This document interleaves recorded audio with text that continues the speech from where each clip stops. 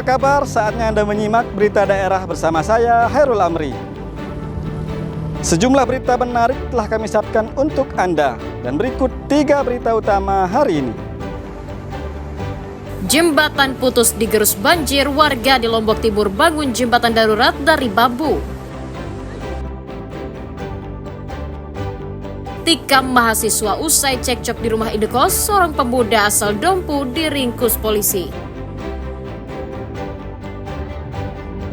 Harga bahan pokok semakin mahal, ratusan warga di Lombok Tengah menyerbu operasi pangan murah.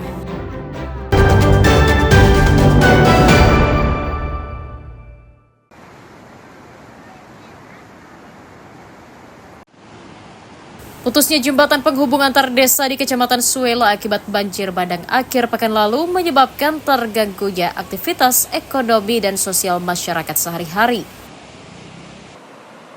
Agar tetap dapat dilalui, warga membangun jembatan darurat dari bambu bagi pejalan kaki untuk pergi ke sawah, sekolah, pasar, hingga tempat ibadah.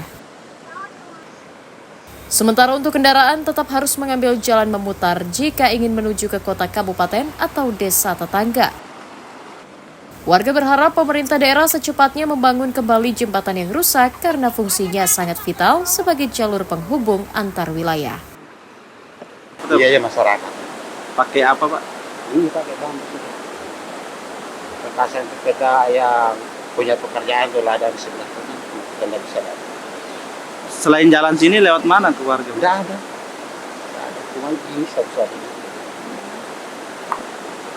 Cuman ya kalau misalnya airnya kecil banyak sih jalan kita. Tapi kalau kita tadi kan kita perlu kita pakai sepeda motor. Dan ramah jauh. Ini akses warga ke sekolah, ke... Iya, itu pasti. BPBD masih mendata kerusakan jembatan tersebut untuk selanjutnya diusahakan agar mendapat bantuan perbaikan dari pemerintah. Lombok Timur harus segera itu membuatkan jembatan darurat. Itu di Labuhan itu apa di mana? Nah, di bagian hulunya, di bagian atasnya. Perigi di atas, bagian atas. Kalau yang Seruni Mubul itu bagian bawah. Aktivitas masyarakat kan terhambat ya, saking jauhnya cari makan, pergi sekolah.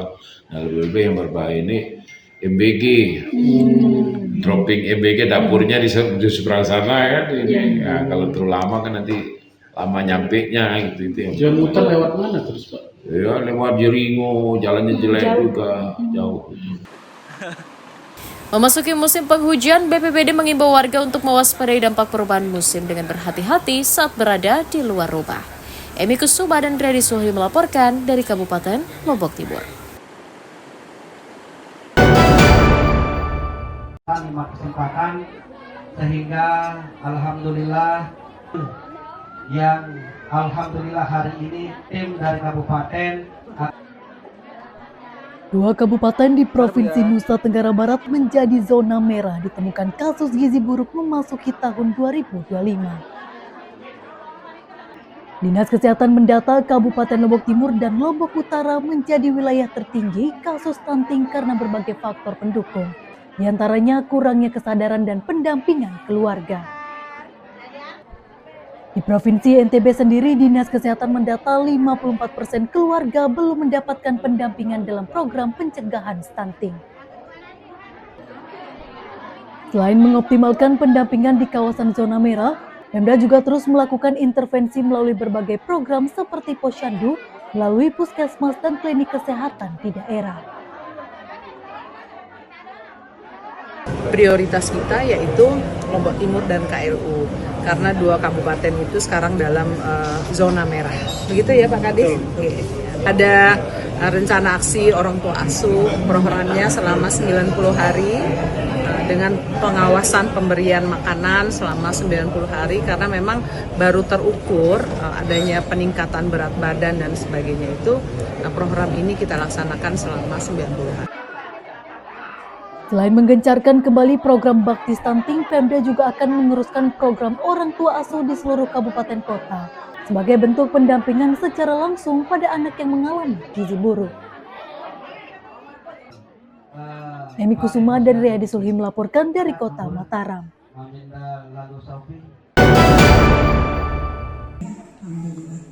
Alhamdulillah pagi ini berat badan kurang, kemudian tinggi. Ribuan balita di Kabupaten Lombok Barat terkonfirmasi mengalami gizi buruk dan stunting berdasarkan data Dinas Kesehatan Provinsi Nusa Tenggara Barat.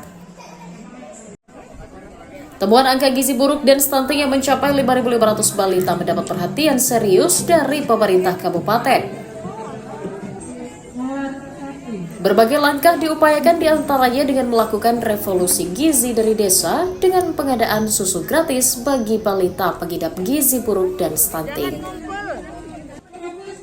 Pemda juga membentuk tim pengendali stunting dan gizi buruk untuk melakukan pengawasan, pendampingan, dan penanganan langsung ke keluarga. Dari total 5.500 balita yang mengalami stunting, Pemda baru berhasil menangani 1.500 balita saja hingga dinyatakan bebas dari stunting. Dokter spesialis apa sih yang terjadi pada anak-anak stunting ini? Maksud dalam kategori stunting apa yang terjadi? Ternyata ada yang Down syndrome, ada penyakit penyerta seperti TBC, kemudian anemi gitu ya. Nah, penyakit-penyakit ini harus diobati. Baru kita berikan sambil diberikan treatment. Treatmentnya berupa susu berdasarkan PKMK. Ini ada Permenkesnya juga ya.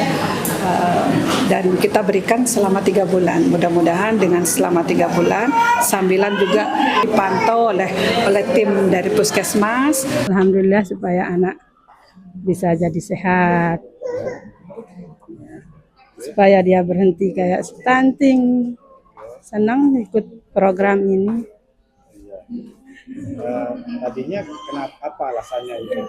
Kenapa? Tingginya masih Kurang. Berat badannya juga kemarin masih kurang. Tapi alhamdulillah sejak ikut program ini naik, tingginya naik. Selain kesadaran warga, dibutuhkan juga akurasi kebijakan dari instansi pemerintah yang melakukan penanganan stunting dan gizi buruk agar bisa menelurkan kebijakan penanganan yang tepat. Sebab anak mengalami stunting atau gagal tumbuh akibat menderita gizi buruk yang kronis sejak dalam kandungan ibu hingga usia 2 tahun. Dengan kondisi tersebut, ketercukupan gizi tak hanya harus diberikan kepada anak, tetapi juga kepada ibu sejak awal kehamilan. Hairul Amri dan Redi Sulhi melaporkan dari Kabupaten Lombok Barat.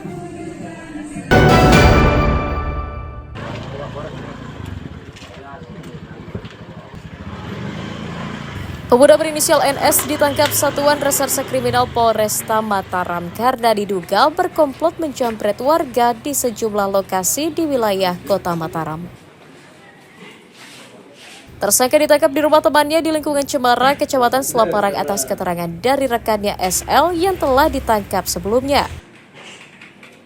Dari tangannya, polisi menyita 1 unit sepeda motor yang kerap digunakan beraksi sebagai barang bukti.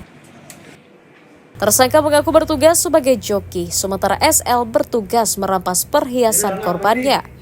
Keduanya diduga telah menjamret di puluhan TKP dan biasanya membawa senjata tajam untuk menakut-nakuti korbannya.